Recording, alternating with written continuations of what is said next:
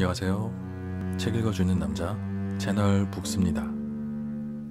오늘 소개드릴 책은 마이 비즈니스라는 책이고요. 저자는 김동환 작가님, 출판사는 북케이크입니다.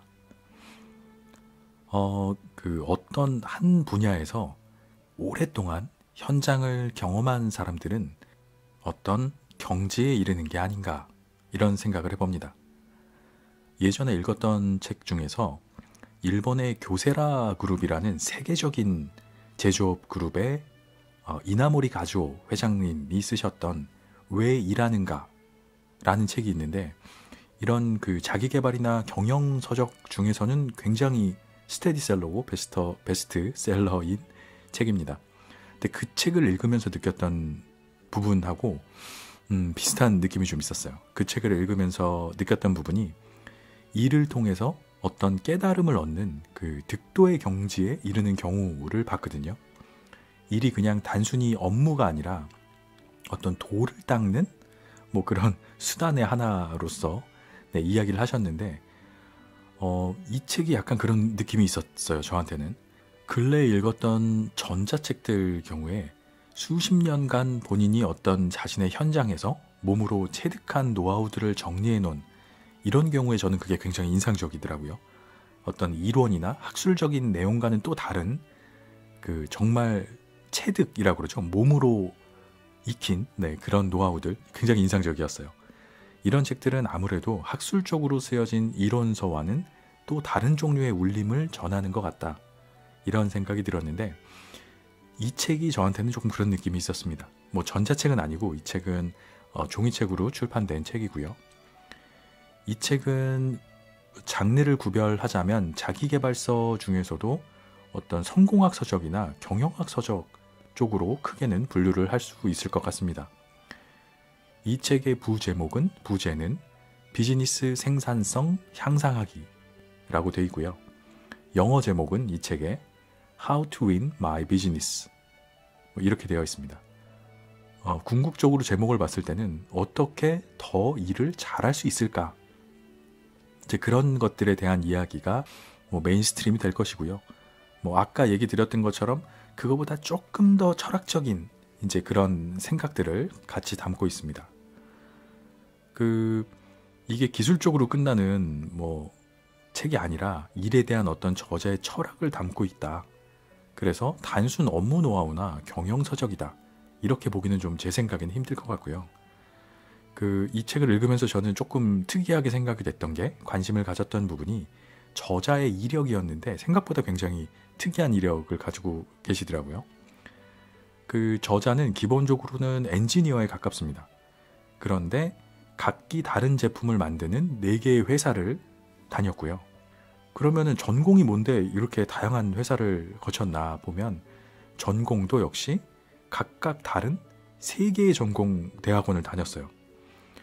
굉장히 일반적이지 않죠? 3개의 대학원을 다니고 그것도 다 다른 전공으로. 그렇게 폭넓은 이런 경험을 바탕으로 현장에서 터득한 이야기랑 철학을 함께 담아서 책으로 쓴 것이 아닌가, 이렇게 생각이 되고요. 특히 책의 서두 쪽에, 앞쪽에 어떤 이 책을 쓰게 된 계기나 마음가짐 같은 거를 이야기하는 부분에서 이런 얘기를 하는 부분이 있어요. MZ세대들이 일터에서 공정하게 기회를 가질 수 있도록 기성세대들이 숨기고 알려주지 않으려는 노하우를 전해주고 싶다, 이런 이야기를 하고 있습니다. 사실 사회생활이나 직장생활 해보신 분들은 아마 무슨 얘기인지 아실 것 같고요. 자기 업무 노하우를 쉽게 물려주지 않습니다. 자기 롤이라는 게 있기 때문에, 역할이. 이 책에 나온 내용을 조금 그대로 읽어드리면, 업무에 관한 아주 작은 노하우도 숨기고 알려주지 않으려는 사람들이 있었기 때문이다. 나 자신이 그런 사회생활을 해서 그런지 MZ세대들이 조금이라도 공정한 사회생활을 하는데 도움이 되는 도구를 알려주고 싶은 마음이 들었다. 그리고 내 세대, X세대가 하지 못했던 보다 큰 일도 해주었으면 하는 바람도 가지게 되었다. 이렇게 이야기를 하고 있습니다. 그 저자의 마음이 사실 굉장히 공감 가고 무슨 말인지 알 것 같아요. 네, 사회에서 그 MZ 세대들이 굉장히 어려움을 많이 겪고 있을 겁니다. 아마 더 경쟁은 치열해졌고 일자리는 더 줄고 있고 그 인구 구조상으로 봐도 아무래도 기존 세대, 기성세들이 더 많은 그런 구조가 자꾸 돼가다 보니까 고군분투하고 있지 않을까 생각이 들고요. 그런 부분에서 느꼈던 안타까움을 조금 전해주고 싶었던 것 같아요. 일터에서 이렇게 얻은 노하우 같은 거를. 이 책의 방향성이 이렇다 보니까 읽는 사람들이 생산성 향상에 관한 수십 년간 쌓은 노하우를 쉽게 이해할 수 있도록 우화의 형식으로 이야기가 전개됩니다. 이솝 우화처럼 우화 형식으로 이야기가 전개가 되고요. 그래서 배경은 닭을 키우는 양계 농장이죠. 양계 농장의 농장주가 2명의 일꾼한테 하루에 1개씩 달걀을 낳는 닭들이 기존의 닭들이죠. 하루에 달걀을 2개씩 낳게 해봐라. 이런 지시를 내립니다. 일종의 생산성 향상 업무다. 일적으로 보면 그렇게 얘기할 수 있을 것 같습니다. 여기서 이제 재밌는 게 이 두 일꾼의 스타일이 완전히 달라요. 첫 번째 일꾼은 아주 교과서적인, FM적인, 좀 차근차근 논리 있게 풀어가는 그런 스타일이고요. 반대로 두 번째 다른 일꾼은 음악 좋아하고 자유로움을 추구하는 이런 스타일이에요. 아주 창의적이죠, 어떻게 보면. 하지만 좀 FM적이진 않은.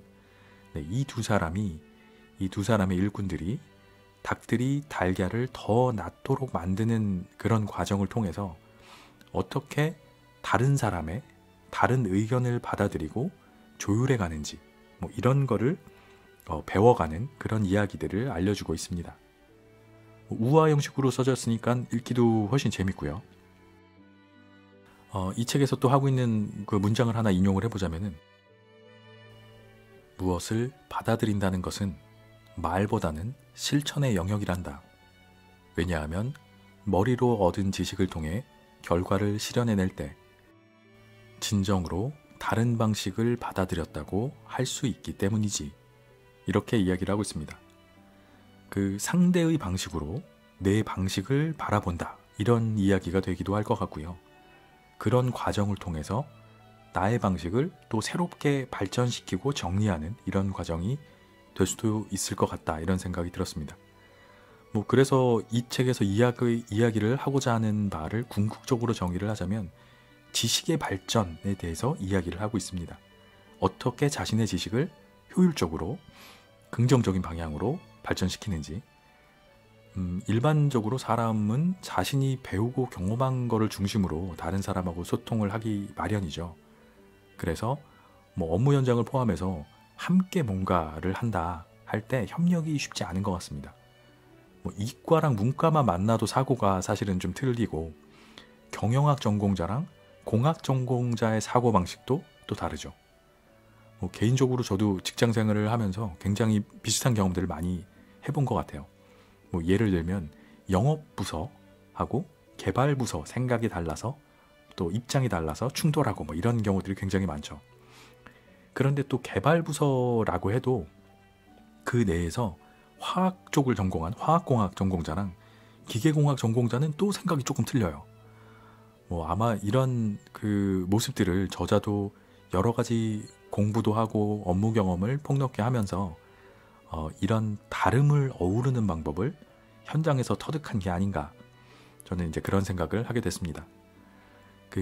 조금 다른 방식으로 생각을 해보자면 다른 사람의 방식을 받아들이는 경우도 있지만 한 사람 안에서도 과학적인 사고랑 감성적인 사고가 공존을 하죠. 한 사람 내에도 여러 가지 사고방식이 있는 거죠. 근데 이런 경우도 두 가지 사고방식을 스스로 조율을 할 때에도 이런 이야기가 도움이 된다고 생각해요. 다른 사람과의 조율도 있지만 스스로 내부에서도 생각을 정리할 수 있게 여러 가지 형태로 존재하고 있는 스스로의 지식을 다듬는 데에도 유용하지 않을까 이런 생각을 해봤습니다. 사람이 살아가는 데 있어서 일이란 거를 그냥 먹고 살기 위한 수단이다 이렇게 치부해버리면 우리 인생에서 일이 차지하는 비중이 사실 너무 큰데 그러면 너무 불행하죠. 먹고 살기 위해 어쩔 수 없이 꼭 해야만 하는 벌칙 같은 거라고 하면 일이 그 일을 통해서 인생에서 무언가를 이루어가야 뭐 길지 않은 우리 인생이 조금 더 값어치가 있어지지 않을까 이런 생각을 해봅니다. 뭐 그러기 위해서는 일에 대한 철학이 필요할 것이고요. 그런 점에서 읽어보시면 도움이 되는 책이라고 생각을 합니다. 잠시 후에 머릿말 부분이랑 앞쪽을 조금 읽어드릴 텐데요. 한번 읽어보시고 일에 대한 어떤 자신의 철학을 정립하는 기회가 되셨으면 좋겠습니다. 이 책이 꼭 필요한 사람들은 누구? 원고는 다 마무리되었는데 이 원고가 책이 되었을 때 어떤 사람들에게 꼭 필요한 책이 될지 그 독자층을 명확하게 특정하기가 어려웠다. 고민이 깊어지는 가운데 메일을 한 통 받았다. 대학을 졸업하고 취업을 준비하는 MZ세대인 독자가 보낸 메일이었다. 인생에서 중요하지 않은 순간은 없다고 생각해왔는데 저자의 이전에 출간된 책을 통해 그런 자신의 생각이 옳았다고 확신하게 되었다고 하였다. 또 훗날 취업을 하여 직장에서 지혜를 발휘해야 할 순간에 그 책이 큰 도움이 될 것 같다고 하였다. 평소 자기계발은 삶을 총체적으로 다루어야 한다는 생각을 가지고 있었는데 그런 측면을 알아주니 고마울 따름이었다. 며칠이 지나고 나서 서점에 들르게 되었다. 새로 낼 책의 독자층에 대해 고민하던 가운데 MZ세대에 관한 관심이 생겼고 그들의 고민에 대해 좀 더 알고 싶어졌기 때문이었다. 책을 읽으면서 한 가지 공감한 바는 MZ세대들이 추구하는 바는 공정한 경쟁이라는 것이었다. 개인적으로도 공정한 경쟁이 개인의 능력을 최대한으로 끌어낼 수 있다고 생각하고 있다. 아쉽게도 현실에서의 경쟁은 공정하지 않은 경우가 많다. 필자도 회사를 다니는 동안 공정하지 않은 일들을 꽤 여러 번 겪었었다. 업무에 관한 아주 작은 노하우도 숨기고 알려주지 않으려는 사람들이 있었기 때문이다. 나 자신이 그런 사회생활을 해서 그런지 MZ세대들이 조금이라도 공정한 사회생활을 하는데 도움이 되는 도구를 알려주고 싶은 마음이 들었다. 그리고 내 세대 X세대가 하지 못했던 보다 큰 일도 해주었으면 하는 바람도 가지게 되었다.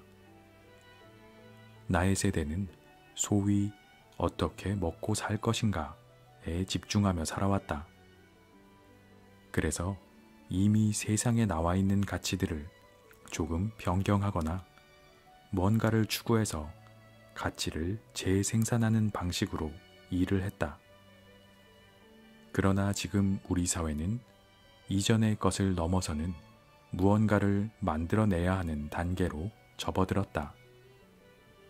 일찍이 서구 사회가 세상에 없던 것들을 창출하여 분야마다 표준을 만들어내었던 것처럼 말이다. 이제는 우리도 우리만의 새로운 가치로 인류가 당면한 과제 해결에 참여해야 할 시기가 다가온 것이다. 나는 새로운 가치를 끌어내는 과정들을 구체화하기 위해 이 책을 썼다. 세상에 없던 가치들을 끌어내는 과정을 정리함으로써 향상이 아닌 도약이 필요한 시대를 살아가는 방법을 알리고자 한다. 도약을 끌어내려면 먼저 근원을 알아야 한다. 그러나 일의 근원을 찾아가는 과정은 기가 막힌 어떤 새로운 방법을 동원하는 것이 아니라는 것을 이 책을 통해 알게 될 것이다. 근원으로의 접근은 아주 기본적인 것에 충실해야 한다. 그러나 기본에 충실하다는 것이 그리 녹록한 과정은 아니다. 왜냐하면 당연하다고 생각하던 것들을 의심하고 또 경험을 통해 검증해 내야 하기 때문이다. 심리적으로나 육체적으로 힘든 작업이다. 그러나 우리가 가야 할 길을 날카롭게 정의할 수 있다면 기본에 충실한 과정들을 통해 새로운 가치를 끌어내는 일을 성공적으로 이루어낼 수 있다고 본다. 갈 길이 하나밖에 없다고 깨닫는 순간 앞으로 나아갈 진정한 용기가 샘솟기 때문이다. 덧붙이고 싶은 이야기가 있는데 이 책의 설계 방식과 분위기에 관한 이야기다. 나는 산악 자전거를 약 20년째 타오고 있는데 자전거 트레일의 설계 방식 중에 플로우라는 컨셉트가 있다. 이 설계 방식으로 초급과 중급, 고급 라이더들이 동시에 즐길 수 있는 트레일을 만들 수 있다. 이 책도 플로우의 컨셉트에 기반하여 설계하였다. 지식에 대한 습득 정도가 어느 위치에 있더라도 자신이 알고자 하는 만큼 얻어갈 수 있도록 설계하였다. 책을 읽어 나가다가 어렵다고 판단이 되는 대목이 나오면 다음으로 넘어가도 좋다. 이 책은 어떻게든 한 부분이라도 제대로 습득하면 책이 말하는 원리를 터득할 수 있도록 쓰였기 때문이다. 아울러 경험이 쌓이고 지식의 습득 정도가 증가한다면 보다 깊은 의미들을 더 쉽게 터득할 수 있을 것이라고 믿는다. 이 책의 효용성은 무엇일까? 셰프가 새로운 요리를 손님들에게 건넬 때 음미하는 포인트를 손님들에게 알려준다. 그래야 손님들은 그 음식을 제대로 느낄 수 있기 때문이다. 저자 입장에서도 이 책의 포인트를 독자들에게 알릴 필요가 있다고 본다. 그 이유는 책이 가지고 있는 의미를 그대로 받아들이도록 하기 위함이다. 우리가 책을 읽을 때는 대부분 책의 내용을 머릿속에 채우면서 읽어나간다. 그러나 이 책의 경우는 다르다. 이 책은 단순히 내용의 나열로 구성이 된 것이 아니기 때문이다. 무엇이 이 책을 특징 짓는가를 이야기하고자 한다. 이 책은 독자 스스로 자신의 지식이 어떤 내용들로 채워져 있고 또 그 내용들이 어떤 구조 속에 채워져 있는지를 깨닫게 한다. 또한 그 내용과 구조를 선택한 기준도 생각하도록 유도한다. 결과적으로 이 책은 자신이 평소에 어떻게 지식을 운영하여 일을 해 나가는지를 객관적으로 보게 하고 이를 통해 더 나은 방식으로 자신의 지식을 활용하고 문제를 해결하는 데 도움을 줄 것이다. 비즈니스 활동에서 이 책의 역할은 어느 날 동네 떡 방앗간에 한 농부가 찾아왔다. 자신이 농사를 지어 새로운 종류의 쌀을 생산해냈는데 이 쌀로 떡을 한번 만들어 보고 싶다고 했다. 터더덕 물에 불린 쌀을 갈던 방앗간 주인은 그만 쌀 가는 기계를 고장내고 말았다. 방앗간 주인은 쌀 가는 기계를 만든 공장에 전화를 걸어 어떻게 된 일이냐고 물었다. 공장 사장은 새로운 쌀의 단단하기를 비롯한 특성이 예전 쌀과 달라서 원래 가지고 있던 기계의 부품이 고장이 난 것이라고 했다. 이 쌀을 빻으려면 새로운 쌀에 맞는 기계를 새로 제작해야 한다고 말했다. 공장의 사무실에서는 새로운 기계의 개발을 두고 옥신각신 토론이 벌어졌다. 새로운 쌀에 맞는 새로운 기계를 생산해내기 위해서 새로운 소재를 도입해야 한다는 의견과 기존의 기계를 좀 더 정교하고 튼튼하게 만들면 된다는 의견이 대립하게 된 것이다. 비즈니스 활동에서 아이디어가 적절한 수준이 되지 않는 경우에는 처음부터 거부될 수 있지만, 이 개발회의처럼 비슷한 수준의 아이디어일 경우에는 내가 가진 아이디어가 상대방의 것과 다를 때 의견 충돌이 일어나기 마련이다. 아이디어가 상대방과 다르다는 것은 무엇을 의미할까? 내 아이디어는 상대방과 다른 목적지를 향하고 있는 걸까? 아니면 상대방과 목적지는 같은데 거쳐가는 길이 다른 것인가? 현실에서는 이런 혼란들로 회의 참석자들 간에 충돌이 일어나는 경우가 비일비재하다. 이 책은 위와 같은 질문들에 답을 하기 위해 이야기를 풀어나갈 것이다. 결론적으로 말하자면 이를 구성하는 요소들의 보편적인 특징을 알아감으로써 비즈니스에 있어 상대방이 가진 아이디어를 받아들이는 데에 도움을 주게 될 것이다. 의견 충돌을 넘어서서 상대방의 아이디어를 받아들였을 때 얻게 되는 긍정적인 결과들은 상상하는 것 이상으로 대단하다. 바로 우리가 정말 해야 하는 일들을 찾아낼 수 있다는 것이다. 그러면 현재보다 한 단계 더 진화한 아이디어를 끌어내어 새로운 상황에 최적화된 기계와 같은 엄청난 결과물을 만들어낼 수 있게 된다. 이것이 이 책이 이야기하는 생산성 향상의 과정이다. 이 이야기를 통하여 독자들의 의견 충돌이 상황에서 한쪽보다 양쪽의 의견 모두를 고려하는 균형 잡힌 시선을 갖출 수 있게 된다면 이 책의 저자로서 어느 정도의 목표는 이룬 셈이 될 것이다. 2021년 7월 22일 저자 김동환. 본질을 드러내고 생산성을 향상한다는 것. 비즈니스 활동에서 가장 쉽지 않았던 경험은 지금 다루어지고 있는 이 부분이 전체적인 결과에 어떤 영향을 줄 것인가를 예측하는 것이었다. 이 예측 활동은 비즈니스에서 생산성 향상과 직결되는 부분이기 때문이다. 이 책의 이야기는 비즈니스 활동에 있어 가장 가려웠던 부분에 관한 내용을 다루고 있다.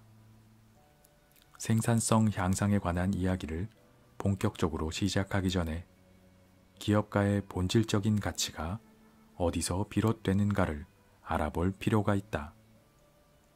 한 기업가의 본질적 가치를 외부로 드러내는 것이 기업 활동이기 때문이다. 그런데 우리는 본질적인 가치를 외적으로 드러내는 과정에서 여러 어려움을 겪게 된다. 왜냐하면 외형적으로 드러내는 것이 우리가 표현해야 할 본질적인 가치가 맞는지 확인하기 어렵기 때문이다. 우리는 겉으로 드러낸 것이 제대로 된 결과를 낼 때 우리가 가진 본질적인 가치를 제대로 표현했다고 할 수 있다. 그러면 기업가의 본질적인 가치는 어디서부터 출발을 할까? 수많은 창조적 사고를 다루는 책들은 한 개인의 본질적인 가치는 그 사람의 무의식에서 출발한다고 한다. 또한 일부 신앙 서적들은 한 개인의 본질적인 가치는 그가 가진 근원적인 아름다움에서 시작된다고 말한다. 자신의 내면의 본질적 가치를 외부로 드러내는 과정에서 기업가들이 하는 대표적인 활동이 선택이다. 기업가는 일반적으로 상황에 맞는 적절한 선택을 함으로써 경영의 여러 활동들이나 기술 개발의 행위들을 이어간다. 기업가의 이 적절한 선택들이 합쳐져서 마침내 시장이 찾는 서비스나 제품을 구현해낸다. 지금까지 한 기업가의 내면의 가치가 어디서부터 비롯되는지, 그리고 그것의 표출에 어떤 의미가 있는지에 대해 알아보았다. 특히 한 개인의 내면의 가치가 어디서부터 비롯되는가는 심리의 영역이자 철학의 영역이기도 하다. 또 무의식의 영역이자 보이지 않는 영역에서 그 관찰이 출발한다고도 할 수 있다. 그러나 이 책은 한 기업가의 내면의 가치에 관한 관찰보다는 외형적인 환경의 관찰에 집중하고자 한다. 그렇다고 한 기업가의 내면의 가치를 도외시한다는 뜻은 아니다. 왜냐하면 우리의 내면의 가치는 우리의 겉모습과 분리될 수 없기 때문이다. 그러나 이 책에서는 우리의 눈에 보이는 현상을 관찰하고 그것을 우리가 가진 도구로 표현해낸다는 범위 안에서 이야기하려 한다. 여기서 이 책이 이야기하고자 하는 본질을 파악한다는 말의 의미를 정의하고 넘어가자.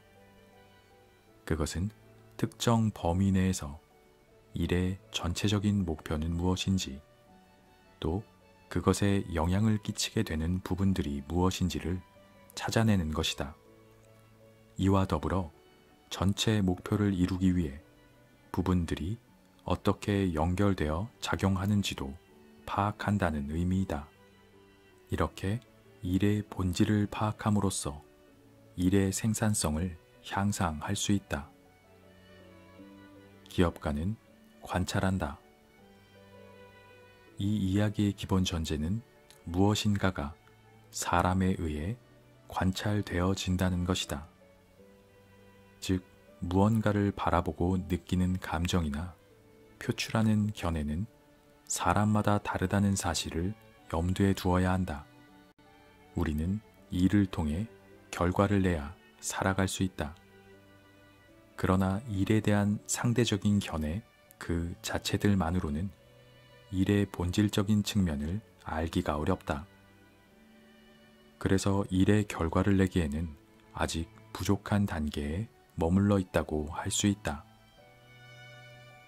우리는 이런 상대적인 견해들을 모아서 우리가 바라고 시장이 요구하는 본질을 찾아내야 한다.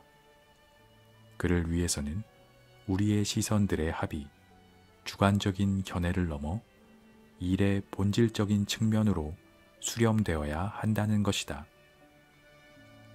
여기서부터 본격적으로 우리를 둘러싼 환경을 관찰하는 방법들에 대해 알아보자. 우리 앞에 벌어지는 일을 현상이라는 말로 표현할 때 산업이나 학문의 분야마다 그 본질적인 측면을 관찰해온 여러 방법들이 있음을 알 수 있다. 대표적으로 경영의 분야에서는 전략적이라는 표현으로 현상을 관찰하고 대처하는 활동들을 해왔다. 한 기업가가 기업의 외부 상황에 대처하기 위해 경영 자원을 어떻게 움직일 것인가를 고민할 때 자신의 상황을 냉철하게 바라보는 것은 주어진 현상의 본질을 관찰해 나가는 하나의 예일 것이다. 그리고 수학자들은 눈앞에 펼쳐지는 자연현상을 하나의 수학적 패턴으로 파악하려고 했었다. 그리고 그 수학적 패턴을 두고 과연 자연이 그러한 모습을 보여주려고 했을까 하고 고민하였다. 이것 또한 현상의 본질을 파악하려는 경우이다. 제품이나 환경을 디자인하는 사람들은 디자인 활동을 인간의 사고 활동인 경영 활동이나 창조적 사고의 범주로 끌어올리고자 하였다. 디자인적 사고로 불리는 그들이 정립한 사고 체계를 가지고 주어진 과제의 본질에 접근하고자 하였다는 것이다. 그렇다면 이 책에서 이야기하려는 현상의 본질을 찾으려면 우리는 현상을 어떤 시선으로 바라봐야 할까?